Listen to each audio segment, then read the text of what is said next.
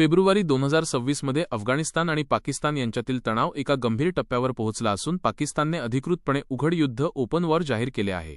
ही परिस्थिती का निर्माण झाली याची मुख्य कारणे खालीलप्रमाणे आहेत। दहशतवादाचा मुद्दा, टीटीपी आणि दहशतवादी हल्ले हे सध्याच्या युद्धाचे सर्वात तातडीचे कारण आहे। पाकिस्तानचा असा दावा आहे की तेहरीक-ए-तालिबान पाकिस्तान टीटीपी हे दहशतवादी अफगाणिस्तानच्या जमिनीचा वापर करून पाकिस्तानवर मोठे हल्ले करत आहेत। तात्काळ कारण, फेब्रुवारी 2026 मध्ये इस्लामाबादमधील एका मशिदीवर झालेला आत्मघाती हल्ला, ज्यात 36 लोकांचा मृत्यू झाला, आणि बाजोडमधील लष्करी चौकीवर झालेल्या हल्ल्यानंतर पाकिस्तानचा संयम सुटला। पाकिस्तानने याला प्रत्युत्तर म्हणून अफगाणिस्तानमधील संशयित दहशतवादी तळांवर हवाई हल्ले केले। 2. ड्युरंड लाईन विवाद।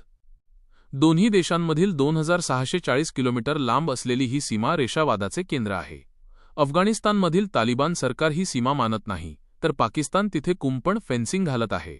या कुंपणावरून दोन्ही देशांच्या सैन्यात वारंवार गोळीबार होतो, ज्याचे रूपांतर आता मोठ्या संघर्षात झाले आहे। 3. हवाई हल्ले आणि प्रत्युत्तर।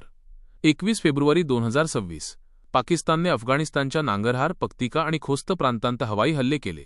पाकिस्तानच्या मते त्यांनी दहशतवाद्यांना मारले, पण तालिबानच्या मते यात सामान्य नागरिक आणि मदरसा मारले गेले।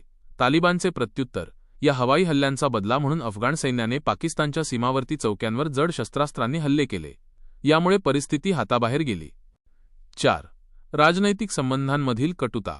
भारताशी जवळीक पाकिस्तानच्या संरक्षण मंत्र्यांनी असाही आरोप केला आहे की तालिबान सरकार भारताच्या जवळ जात आहे आणि अफगाणिस्तानला भारताची वसाहत बनवत आहे।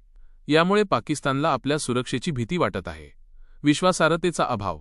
एकेकाळी पाकिस्तानने तालिबानला सत्तेत येण्यास मदत केली होती, पण आता तेच तालिबान पाकिस्तानच्या विरोधात उभे ठाकले आहेत। सद्यस्थिती काय आहे?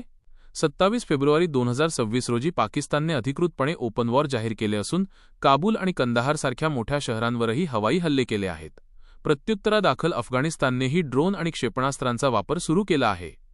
टीप: ही परिस्थिती अत्यंत अस्थिर आहे आणि दोन्ही देशांतील लष्करी हालचाली सातत्याने बदलत आहेत।